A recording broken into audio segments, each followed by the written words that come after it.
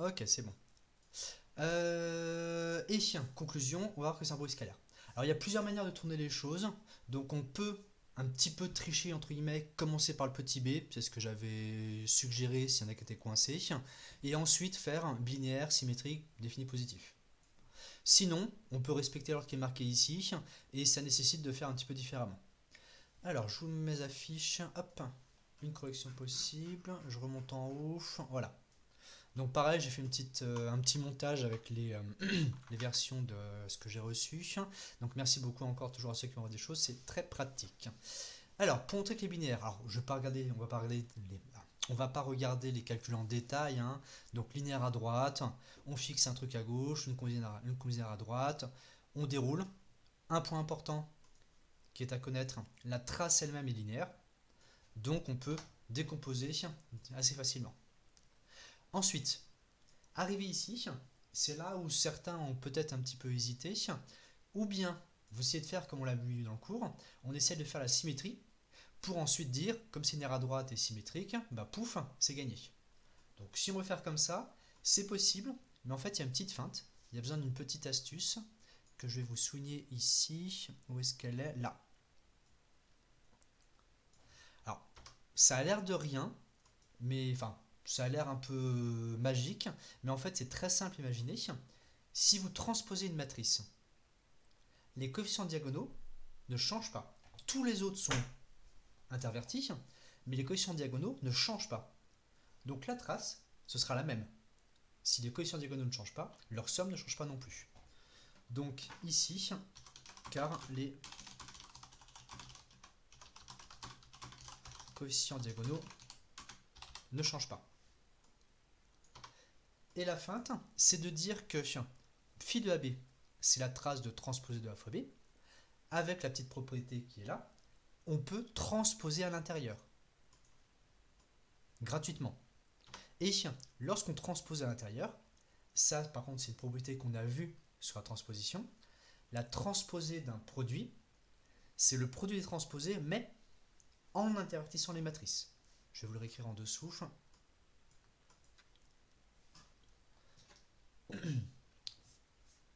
Donc c'est ici la transposée de C fois D. Alors hop, je reprends.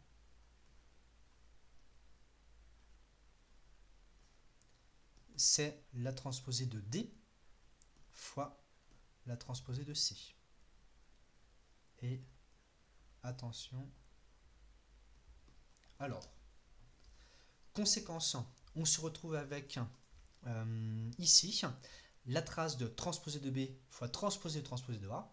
Et la transposée, bon ça je ne le remets pas, on retombe sur grand A. Conséquence, phi est symétrique, et après, bah c'est gagné. Si jamais, parce que c'est pas forcément comme ça qu'on est censé faire, si jamais vous pensez pas à cette feinte, c'est pas grave. Vous faites tout bêtement à la main, là est à la gauche, hein. Donc ça, faut quand même pas le perdre de vue. Effectivement, on a vu la petite feinte qui consiste à dire qu'on a si on est linéaire à gauche, enfin si on est linéaire à côté symétrique, c'est gagné. Mais on peut aussi faire séparément les deux linéarités, hein.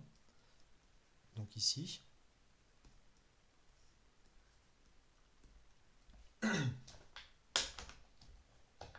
peut se faire simplement à la main.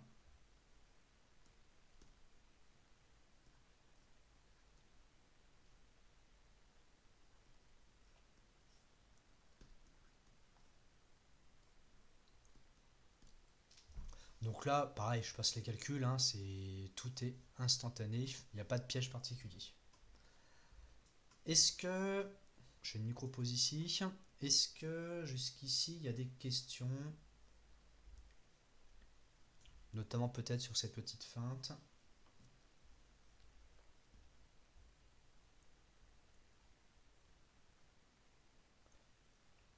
On peut avoir du binaire sans symétrie. Ah, c'est une bonne question.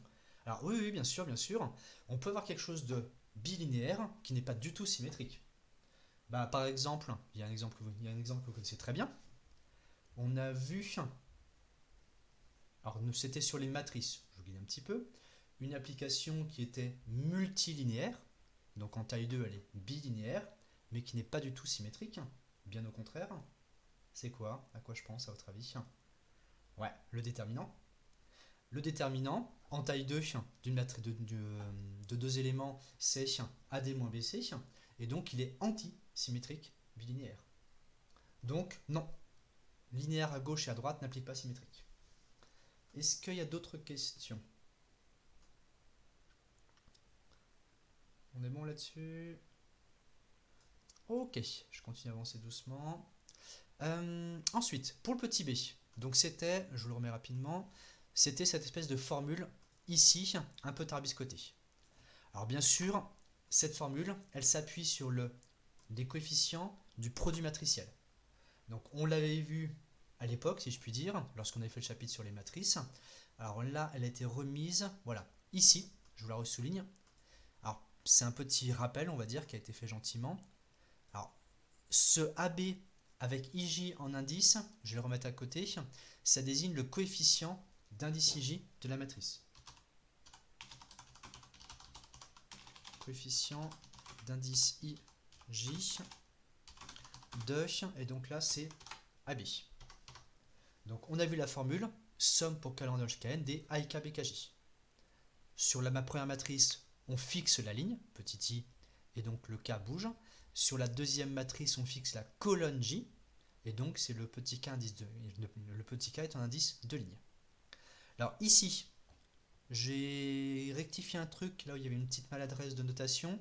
On va le reprendre, il faut faire attention. Pour nous, phi de AB, c'est transposé de A fois B. C'est transposé de A fois B. Conséquence par rapport à la formule qui est là, il faut prendre non pas AIK, mais AKI, parce qu'on prend transposé de A. Donc là, je vais mettre une petite note pour que ce soit bien clair ce passage. Non, c'est dans l'autre sens. Tac. Et je l'écris à la main, ce sera plus facile.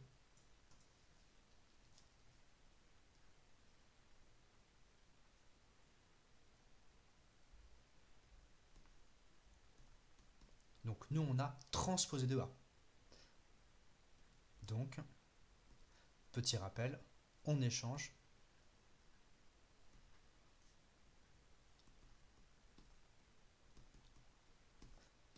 les indices. On échange, hop, je le réécris un tout petit peu. Les indices.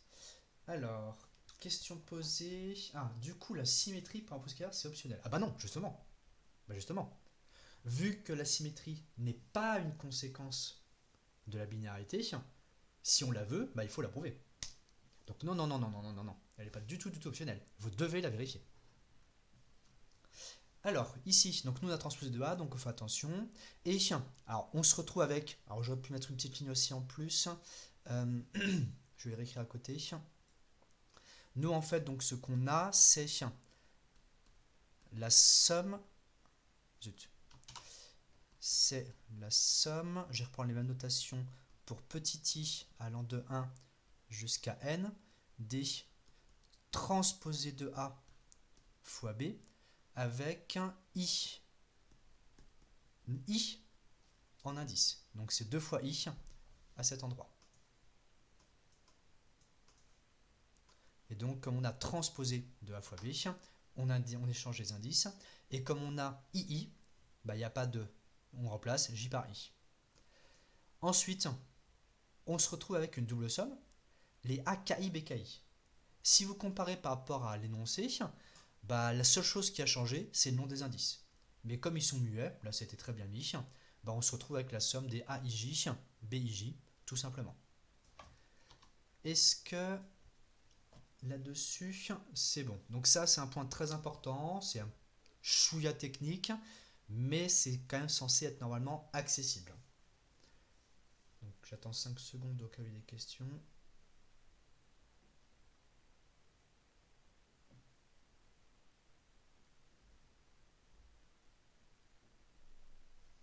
Ok, ça a l'air bon.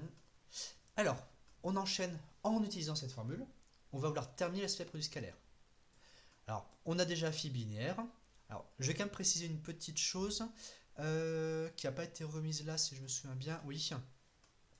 Alors, si jamais vous n'avez pas fait la symétrie avant, avec la petite feinte, la symétrie peut aussi découler de la formule précédente. Donc là, je vais mettre une note sur le côté. Clairement, je pense que j'ai la place. Euh...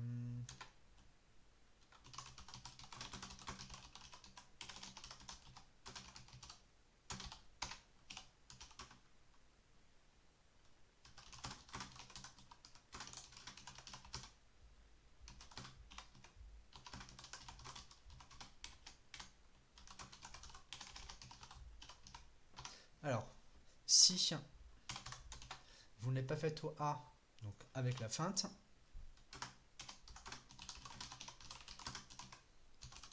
elle découle facilement cette fois-ci. Là, il n'y a pas de piège du tout. De la formule du petit b. Alors ça, je le mets en gras. Donc, on va quand même s'en convaincre. Si vous regardez bien dans les yeux la formule qui est juste au-dessus, bah, phi de BA, ce serait la double somme des BIJ AIJ. Et bien sûr, quand on a des gentils petits produits de nombres réels, bah, faire AIJ fois BIJ ou bien BIJ fois AIJ, c'est pareil. Donc, il n'y a vraiment rien à dire pour la symétrie, si ce n'est dire qu'elle est valable. Maintenant, une fois qu'on a phi binaire et symétrique, il nous reste positif défini positif. Donc premier cas, enfin première partie plutôt, phi de AA. Donc je le redis, bien sûr, c'est fait partie de mon boulot. Je vais réinsister sur quoi à votre avis?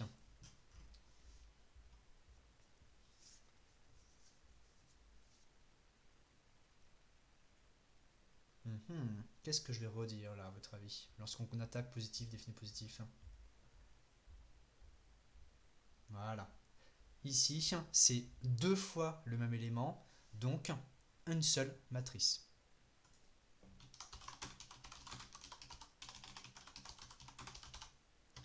Donc pensez-y. Alors, j'insiste, je suis lourd, c'est entre guillemets normal, mais je l'ai déjà vu un paquet de fois. Là, peut-être que lorsque vous faites bien attention, vous avez vos définitions à côté, vous ne loupez pas. Mais dans le feu de l'action, le nombre de personnes que j'ai vu partir avec des phi de AB et puis dire ah bah non, j'arrive pas à montrer que c'est positif, c'est quand même dommage. Donc, défini positif, phi de XX, deux fois le même. Et il y a quasiment tout le temps des carrés qui apparaissent. On peut le mettre aussi en petite note. Hop, je vais rajouter ici.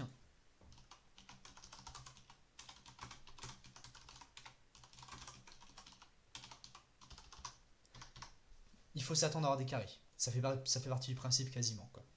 Donc ici, on applique la formule du haut. Au lieu de AIJ fois BIJ, on a AIJ au carré. Et donc, on a une somme de carrés. C'est gentiment positif. C'est réglé. Pour le défini positif, on suppose que phi de AA vaut 0. Et on veut montrer que A est la matrice nulle. Et une fois qu'on a la formule du petit b, c'est facile. On a une double somme, mais de carrés, qui sont tous des gentils nombres positifs. Conséquence, je vais le remettre en dessous. Conséquence, si cette somme de nombres positifs est nulle, ça veut dire que chacun des nombres séparément est nul. Et donc la matrice est nulle. Petite remarque qu'on peut faire ici, si vous n'avez pas le petit b, si vous avez que l'écriture avec la trace, la positivité, bon courage on va dire. Donc ici, petite remarque.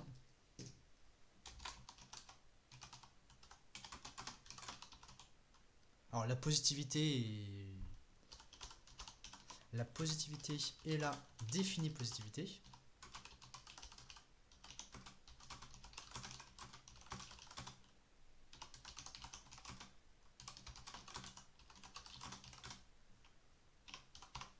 Hop là, ne sont pas du tout évidentes sans la formule du b. Et finalement, on a bien un produit scalaire. Est-ce que... Je fais une micro-pause. Est-ce que jusqu'ici, donc pour ce premier exercice, il y a des questions?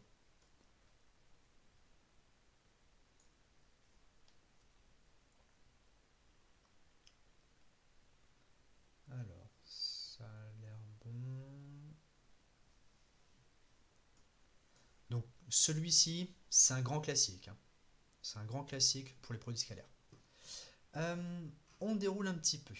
Donc hop, on rejette un œil à l'exercice. Donc cette fois-ci, c'était l'exercice 11.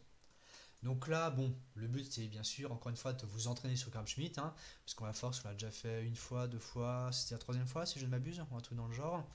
Donc là, après, au bout d'un moment, on le fera plus, hein. Donc ici, en plus, c'était pas mal pour vous entraîner, vous aviez les réponses en dessous. Mais pour autant, bon, je plaisante un petit peu, mais même avec les réponses en dessous, il y en a qui ont pas, il y en a qui ont oublié des racines carrées dans l'histoire. Donc c'est un petit peu dommage. Donc ici, on va faire une base transformée de R de crochet X, bien sûr, avec tout simplement, où est-ce que c'était là, pardon, avec la base canonique. Alors ici, je vais mettre à côté. Officiellement, là je ne l'ai pas mis, on n'a pas vu que phi est un produit scalaire.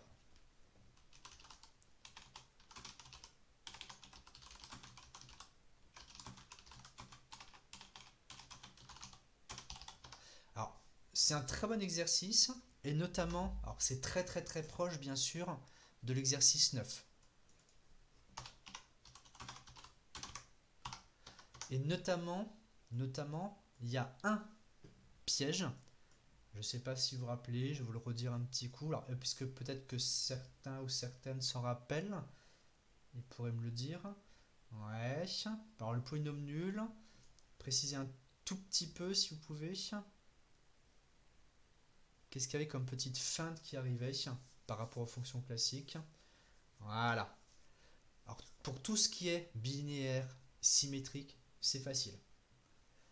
L'aspect positif, on a l'intégrale de P au carré. P au carré positif, les bandes sont dans le bon sens, l'intégrale est positive. Pour l'aspect défini positif, là il faut être plus pointilleux. Premier temps, on veut passer d'une intégrale nulle à une fonction nulle. Déjà ça, en général, c'est pas vrai. Donc il y a des hypothèses. Fonction continue, bande stricte dans le bon sens, fonction positive, qu'il faut bien mettre. Et ensuite, vu qu'on intègre entre 0 et 1, on a a priori la fonction qui est nulle, donc la fonction polynomiale qui est nulle sur 0,1 seulement. Donc pour conclure proprement que le polynôme est nul, le plus simple c'est de dire qu'on a une infinité des racines pour ensuite conclure. Donc j'insiste bien, rejetez un œil sur l'exercice 9 qu'on avait fait, c'est pas un truc anecdotique. Il y a beaucoup de produits scalaires sur les polynômes qui jouent avec des intégrales de p fois q fois quelque chose, un peu comme l'exercice 9 au-dessus, et qui nécessitent le petit argument de intégrale nulle entraîne fonction nulle, et ensuite infinité des racines. Fin de la parenthèse. Nous, ce qu'on voulait faire, c'est du Gram-Schmidt. Donc là, c'est on calcule, tout simplement en appliquant des méthodes. J'affiche la solution. Alors là, pareil, j'ai fait un petit méli-mélo de plusieurs contributions. Alors, tous les calculs, grosso modo, alors à quelques exceptions près que j'ai vues, étaient bien. C'est juste pour des questions de mise en page. Des fois, il y en avait qui j'ai fait plus ou moins en sorte que ça rentre après dans les pages. Donc j'ai fait un peu du jonglage là-dessus, c'est tout. Alors, donc là, on raconte un petit peu. On veut utiliser, tac, le procédé de Gram-Schmidt. Ah, il manque un petit thème. Bon, c'est pas grave, je vous laisserai rectifier. À partir de la base canonique. Première étape, qui est la plus simple. U0, c'est E0 sur 2,0. Je vais remettre à côté, attention, la norme de 1 n'est pas force, n'a aucune raison d'être 1 a priori.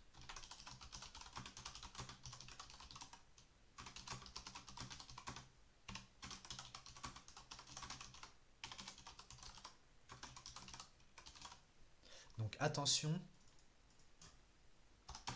bien calculer la norme de 1 avec notre produit scalaire. Donc ici, en fait ça marche bien, enfin ça marche bien, il n'y a pas de piège.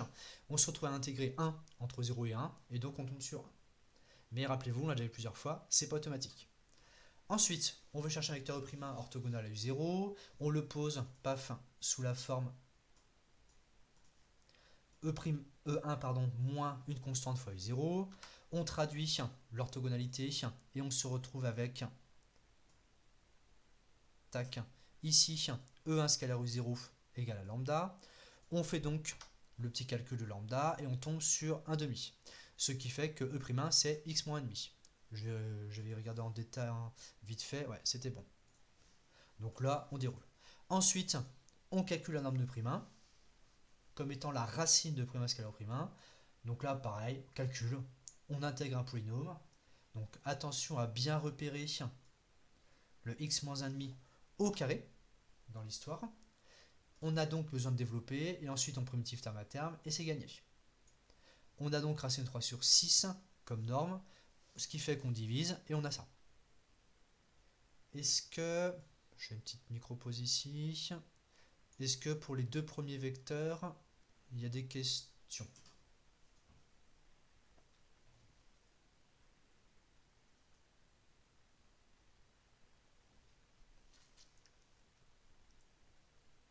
On est bon, pas de souci. Alors, on déroule, on déroule. Le dernier vecteur, donc encore une fois le même principe, on l'écrit sous la forme, alors il manque un petit prime, enfin il manque pas mais il est un petit peu effacé. Là c'est E'2 égale E2 moins constante fois 0 moins constante fois U1, avec les deux conditions d'orthogonalité qui sont celles-ci. On traduit et on arrive, donc ça rappelez-vous de toute façon c'est automatique, à lambda et mu sous forme de produit scalaire. Tout se simplifie bien. Et ensuite, on déroule. On fait le calcul proprement dit. Donc attention, je le réinsiste bien parce que des fois j'ai commencé à avoir quelques étourderies là-dessus. Pensez bien à prendre les vecteurs U1 et U0, c'est-à-dire à avoir les normes qui sont devant. Donc par exemple pour le premier, le 2 racine de 3, il faut bien le mettre devant. Pareil, lorsqu'on va remultiplier par U1 à la fin, pensez bien à refaire fois 2 racines de 3, x moins 1,5. Donc je vais mettre ça comme petite note sur le côté.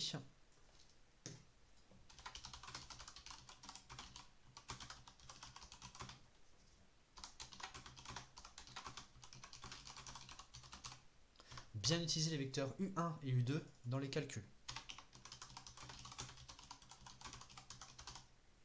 Donc avec les... je mets les coefs devant. J'espère que ce sera assez parlant.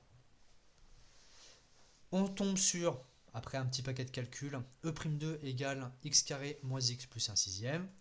On calcule sa norme avec cette fois-ci encore le E'2, enfin le carré qui apparaît. On se farcit encore plein de calculs. Donc là, il y a du a plus b plus c au carré. On développe tout.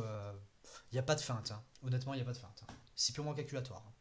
Donc là, il faut juste essayer d'être le plus concentré possible pour éviter les erreurs de calcul. Mais je vous le dis honnêtement, ce genre de truc... Alors, de toute façon, la méthode compte toujours. La méthode compte toujours. Pour au moins la moitié des points en général. Mais après, pour avoir tous les points, il faut faire les calculs justes. Donc ici, E'2 square E'2 égale 1 sur 180. Donc la norme de prime 2, c'est 1 sur racine dans 180. Donc là, tac, non, c'est pas ça que je voulais. Pensez bien aux racines.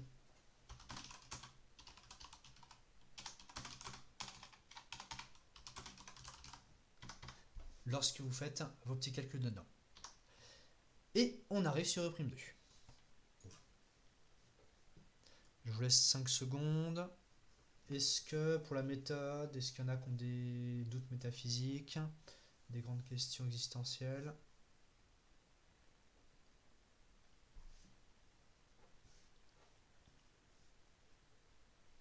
On est bon? Ok. Donc je réinsiste bien, parce que là c'est pas forcément dit qu'on en fasse beaucoup. Je suis même pas sûr qu'on en refera encore un. Gram-Schmidt, c'est important.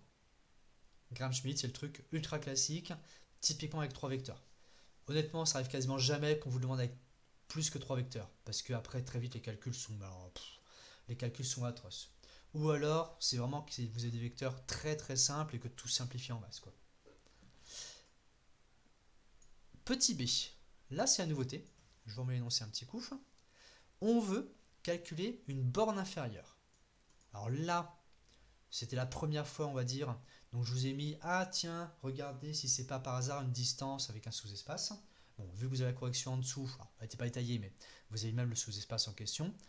Mais dans le contexte, lorsque vous voyez une borne inférieure, en gros, se téléphoner que c'est une distance, un sous-espace qu'il faut faire apparaître. Alors, des fois, c'est pas forcément instantané. Là, c'était pas trop compliqué. Comment ça se passe? On veut calculer cette bande inférieure. On regarde ce qu'il y a à l'intérieur. C'est l'intégrale de x carré moins x moins b.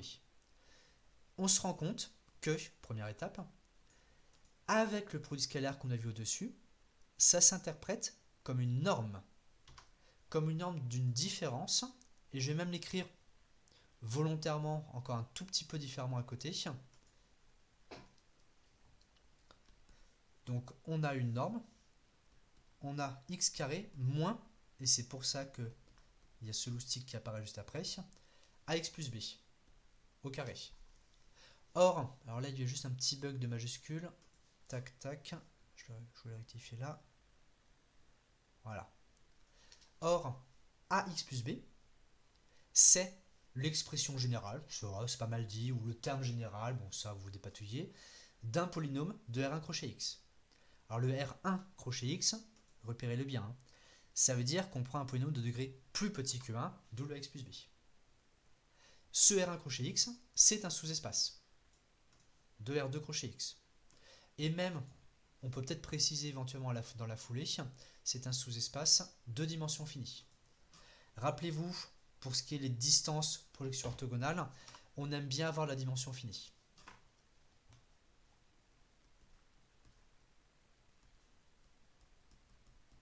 R1 crochet x de dimension finie. Ça veut dire quoi? Le cours s'applique.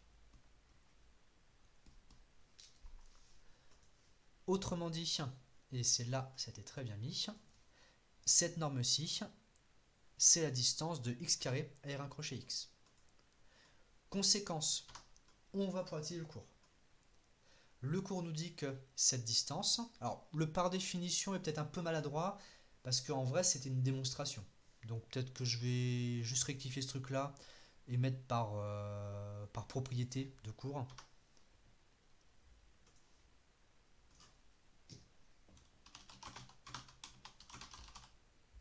Plutôt que définition. Et donc, ce point-là, très important à repérer, la distance s'interprète, alors il y a des petits carrés qu'on se promène, hein, mais la distance, vous devez dire que c'est la norme de x carré moins le projeteur orthogonal. Alors là, c'est marqué sur V.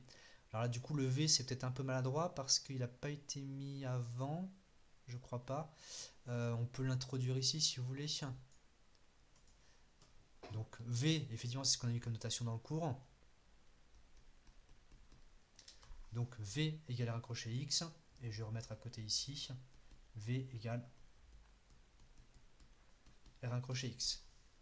Et n'hésitez pas aussi, parce que même si effectivement dans le contexte, bon, c'est un peu téléphoné, n'hésitez pas à dire que PV de x carré, c'est le projeteur orthogonal.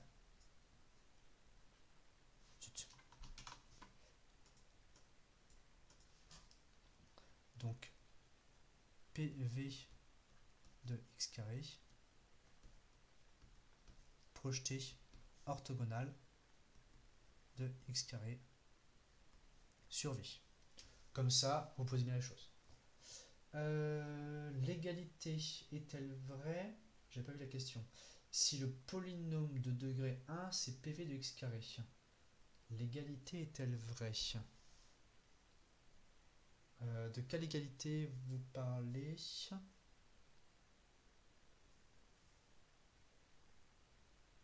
Elle est vraie. L'égalité qui est ici, pour la distance à x carré, pour la distance de x carré à un crochet x.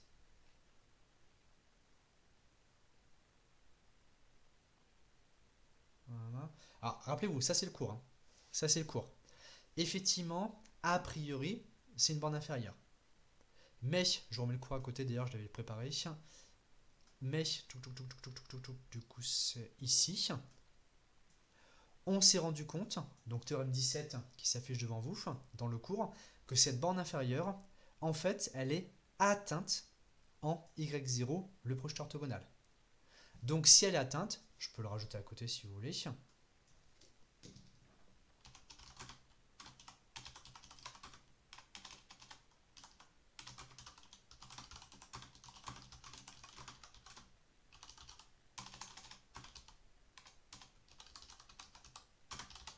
Donc cette borne inférieure, bah, c'est en fait un minimum.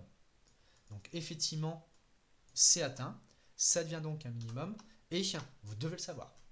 Donc, pour l'atteindre, il faut que... Oui, regardez, c'est formidable ce cours, hein. Tout est marqué. L'unique vecteur. C'est le seul. Et si vous vous rappelez le petit schéma qu'on a fait, alors là du coup je vous laisse voir la démonstration, là je ne l'ai pas à disposition, mais graphiquement, bah, ça s'imagine bien qu'il n'y a qu'un seul vecteur qui fonctionne, hein. Vous regardez devant vous le bureau, vous imaginez que votre bureau c'est un plan, vous mettez un vecteur au-dessus, bah, il n'y a qu'un seul endroit où la distance est minimale, c'est tout, hein. Donc le polynôme de gain, ça doit être π x carré. Ouais, c'est ce qui est marqué, non?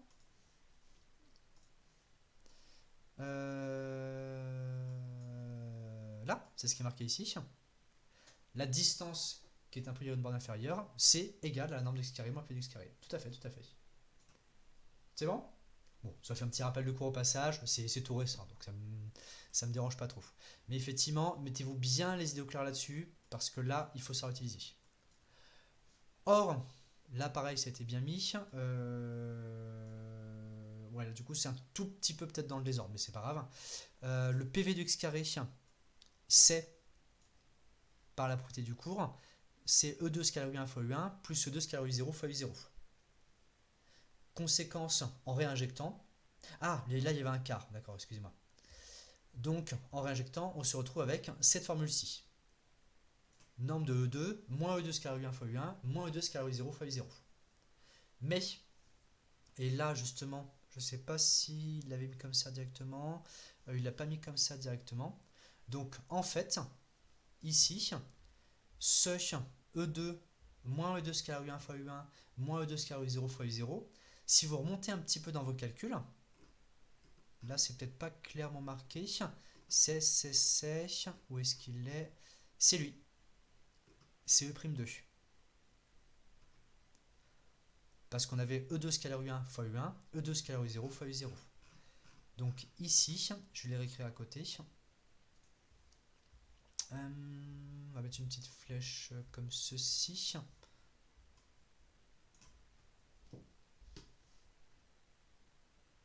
En disant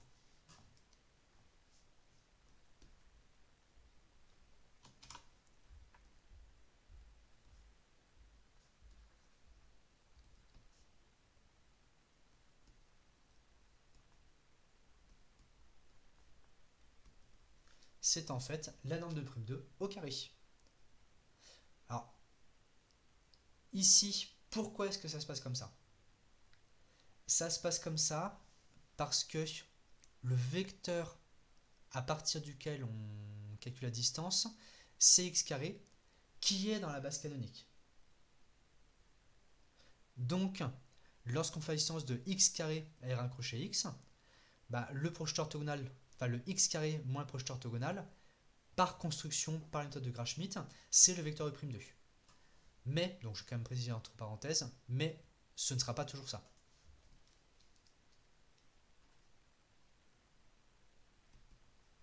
Mais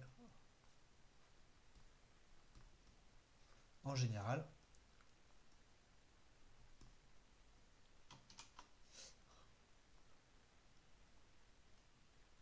on aura un autre calcul à faire.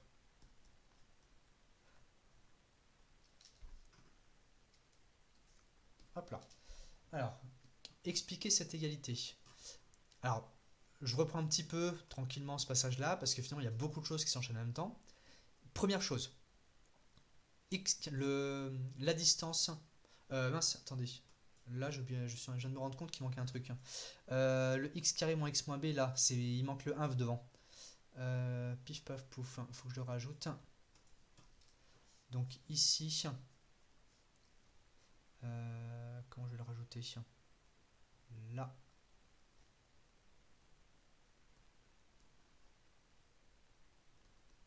C'est pas juste cette norme toute seule qui est égale à distance, c'est la borne inférieure de tous ces trucs-là qui est égale à distance.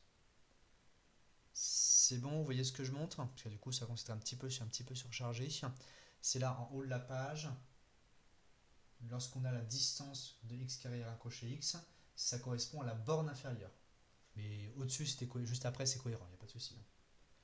En revanche, en dessous, donc là, pareil, là il manque la borne inférieure. Ah, c'était peut-être dû à ça la question. Je n'ai pas compris ce que vous vouliez dire, ce qui vous perturbait. Donc là, c'est la borne inférieure sur AB de ce truc-là, qui est égale à la distance au carré. Donc là, il y a encore une borne inférieure. Je peux le réentourer si vous voulez un petit coup.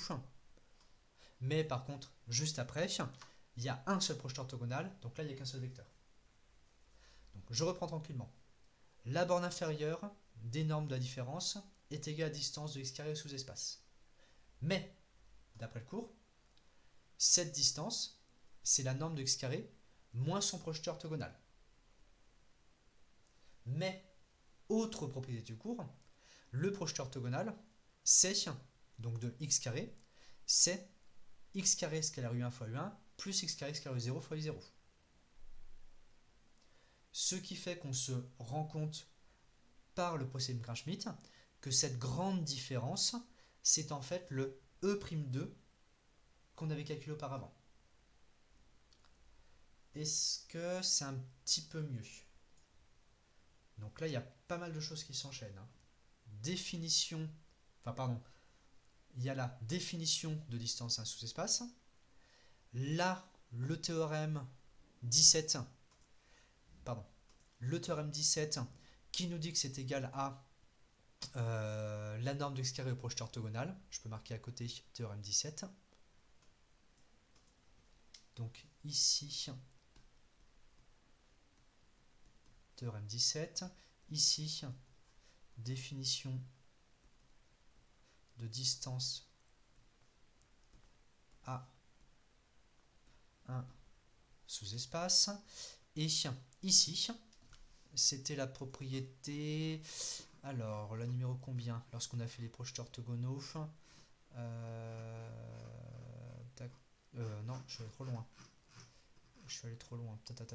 Et théorème 14. Et ici, là, c'est le théorème 14.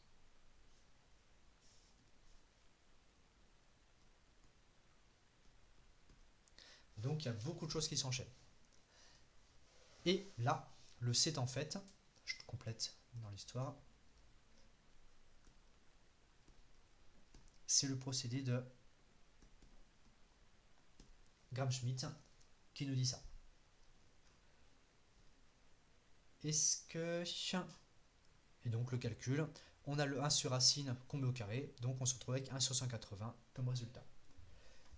Est-ce que c'est à peu près bon? Il ne manque pas une racine. Alors attention. Alors là, j'aurais fini l'histoire de racine. Nous, ce qu'on a, c'est la distance. Alors là, c'est la distance. Là, il y a un petit carré. Alors quand je dis là, c'est ouf. C'est là, hop, tout en haut de la page. Nous, ce qu'on calcule, c'est en fait la distance au carré. Donc on veut la norme au carré. Donc ici, on a la norme de prime 2 au carré, tout à droite. Et donc ici, on a encore un petit carré qui fait que ici, on a 1 sur 180 tout court. Je revérifie la norme de prime 2 en haut. La norme de prime 2 en haut, c'était bien 1 sur racine de 180. Donc a priori, je pense qu'on est bon sur l'histoire de racine. Là, il y en a une, mais après, elle disparaît. Est-ce que vous êtes convaincu?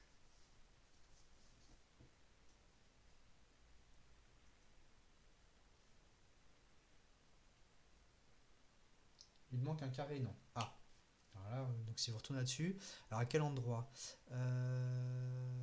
Alors ce qui manque, oui, alors pardon, je vais le remettre. Il manque les bornes inférieures, donc ici, borne inférieure sur AB, il manque les bornes inférieures sur AB, là elles ont bien été remises. Ah oui, là, c'est peut-être à lui que vous pensiez. Là il manque un carré, effectivement. Ok, d'accord, j'ai compris. Je regardais pas du bon côté. Autant pour moi. Est-ce que cette fois-ci on est bon? Ok. Alors, si c'est bon, je vais couper l'enregistrement pour la partie exercice.